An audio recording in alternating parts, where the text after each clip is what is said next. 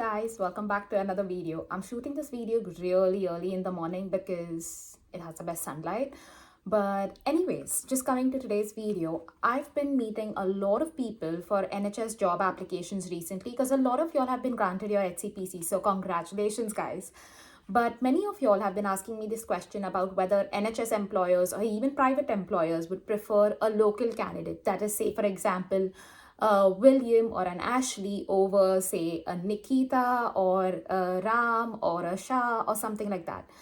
And in today's video, I'm just going to be answering that question to set your minds at ease. So don't forget to watch this video all the way to the end. So the first thing that you need to think about when you think about local candidates versus international candidates is the sponsorship. Now, do local candidates need a sponsorship? Obviously not. They can directly be employed within the NHS or within the private sector without a sponsorship.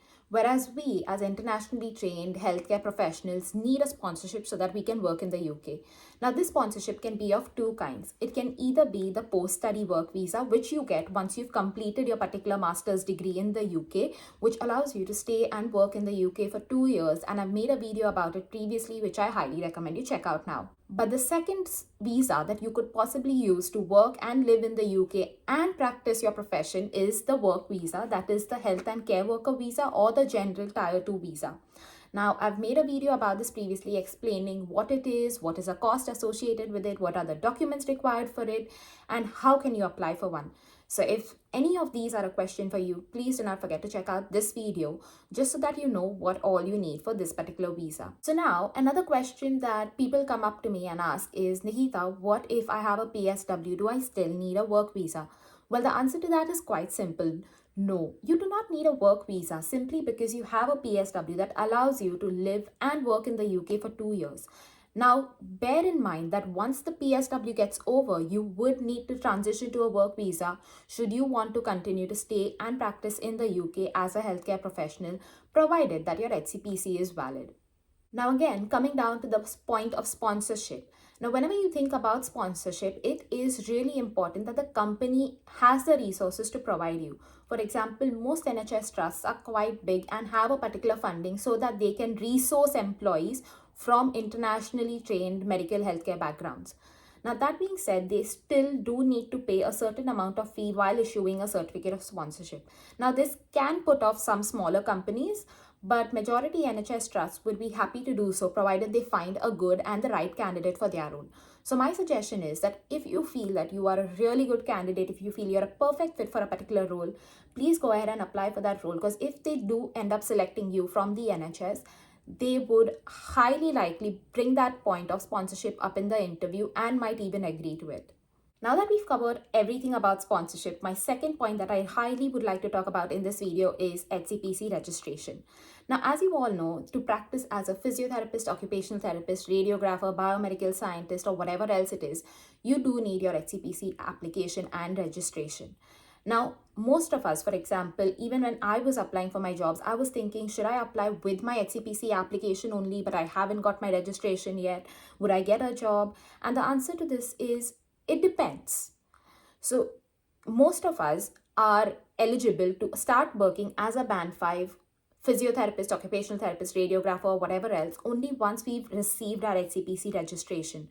So that means it becomes an essential criteria for us in order to be able to practice our professions.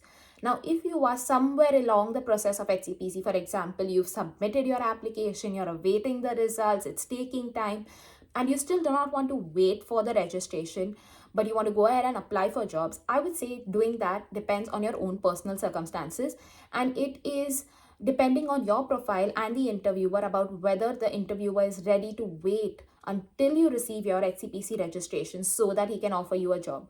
Because he cannot offer you a band 5 job while you are still in the HCPC application process, because the HCPC registration forms an essential requirement for most band 5 and band 6 level jobs.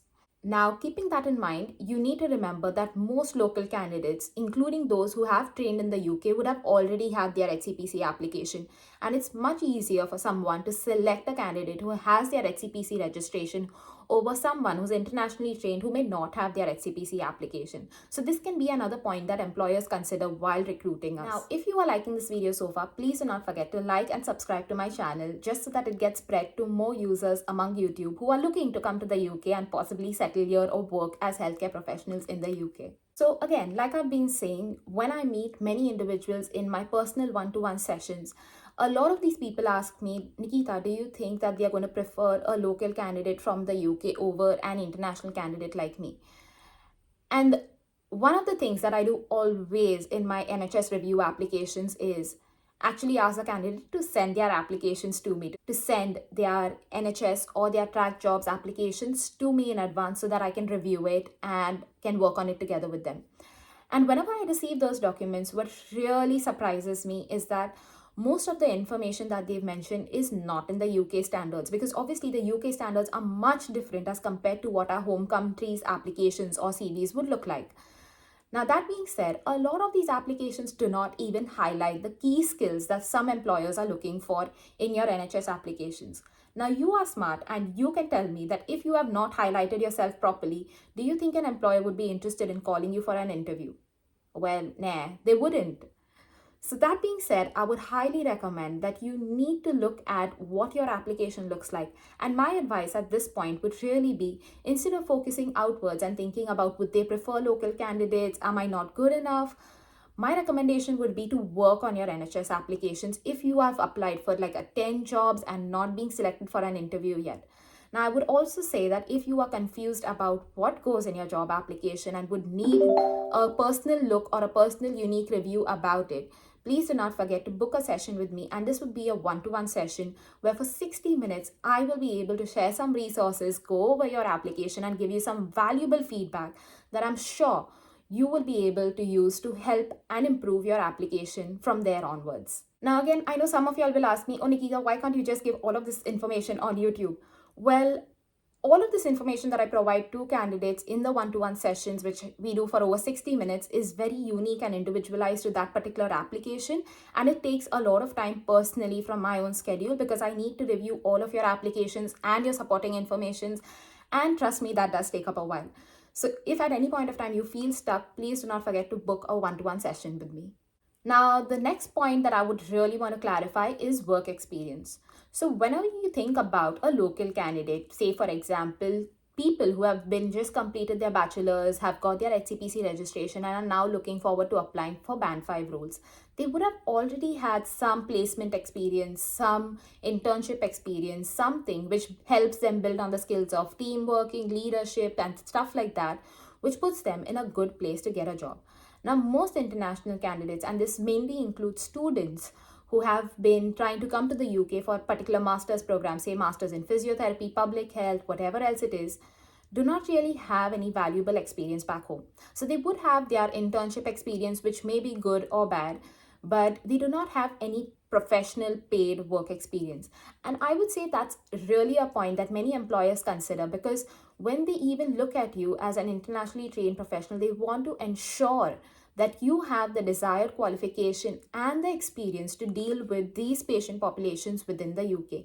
And if you are able to answer these questions in the clinical round of the interviews, it makes a big, huge impact to your chances of landing the job in the UK. So I would say if you are waiting for your HCPC registration and application, please just go ahead and gain some valuable experience in that time. And it doesn't matter whether it's clinical experience or hospital experience. It just matters that it's good, valuable experience. So yes, my friends, go ahead and get that experience while you're in your home countries. And finally, coming down to the last point that I think many international students are worried about is the university and the degree. Now, does the university ranking matter? Does the degree matter? I would say it more depends upon your own personal learnings and how you are able to use that in your professional practice. For example, you can study at the best university, and if you're only a bookworm and do not gain any practical knowledge from it, it's not going to reflect in your NHS application or in your NHS interviews, and that can impact your chances of getting or landing a job. But even if you study at a medium level university, but you are so practical, you are so eager to learn, you are so curious to know more from your professors, It helps you to build yourself as a professional and as an individual by building that confidence. And I'm sure that it would all reflect in your application and in your interviews. Now, that being said, you would say, what about Indian universities or what about universities abroad where we've studied locally? I would say the same thing applies. If your university or if your degree has been really good, but you've also gained the practical knowledge and skills that enable you to practice as a sound and a good clinical healthcare practitioner, there's no reason for you to be concerned. Go ahead and make those applications because I'm pretty sure and I'm pretty confident in all of your abilities to land a job if you all have really good clinical experience. Now, just in terms of people who've had like years of experience, y'all are definitely in a much better place. And if that is a concern for y'all, I would say please go ahead and make job applications to whichever NHS or private employees that you are looking at. So that's it for today's video, guys. I really hope that it provided you with some useful insight about the job application scene within the UK. And if it did, do not forget to like this video and subscribe to my channel. Take care, you guys. Bye.